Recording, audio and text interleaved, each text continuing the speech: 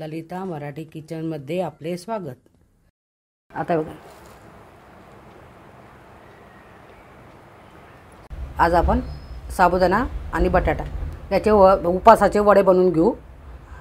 त्यासाठी मी 4-5 तास अगोदर हे साबुदाणा कोमट पाण्यात भिजू घातला होता।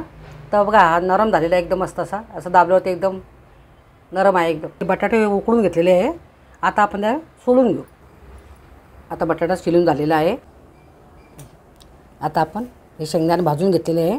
आता हे आपण जाडसर हे वाटून घेऊ। थोडे शेंगदाणे ठेवलेले आहे मी।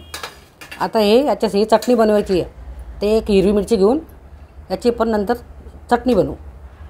याच्यामध्ये हिरव्या मिरच्या टाकायच्या, हिरव्या मिरच्या पण जाडसर वाटून घ्यायच्या आहे।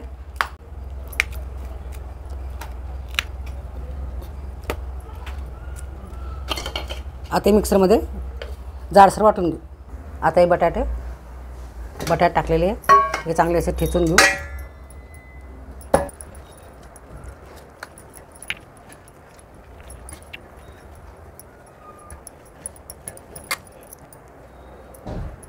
आता साबुदाणा टाकायचा त्यात।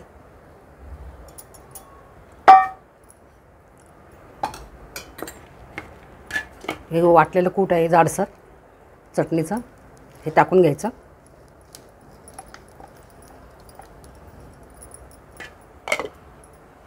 एक चमचा सेंधव मीठ घ्यायचं, कारण उपासाला सेंधव मीठ टाकायचं असतं।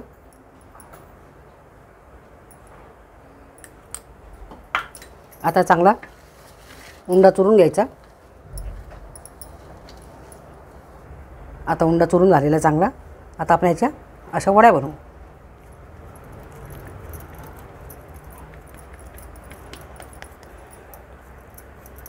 अशा आता वड्या बनवून घेऊ।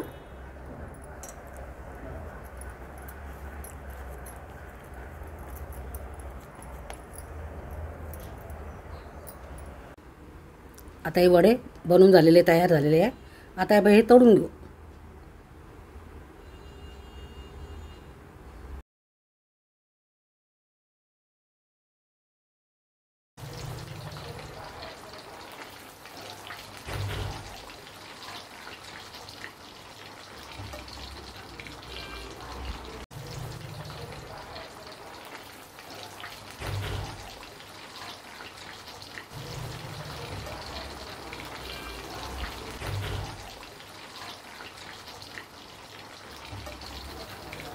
छान असे मस्त तळून झालेले आहे।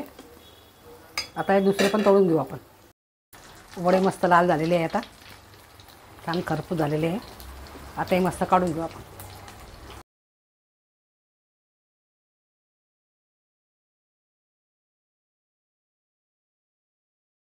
जो वडे तळताय तोपर्यंत शेंगदाण्याची चटणी बनवून घेऊ।